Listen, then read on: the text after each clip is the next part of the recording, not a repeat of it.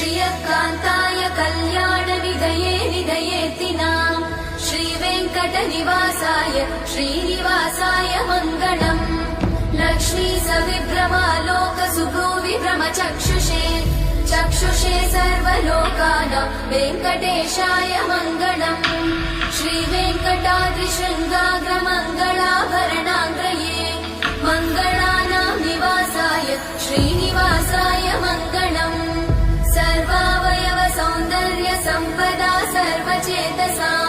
सदा सम्मोहनायास्तु वेङ्कटेशाय मङ्गलम्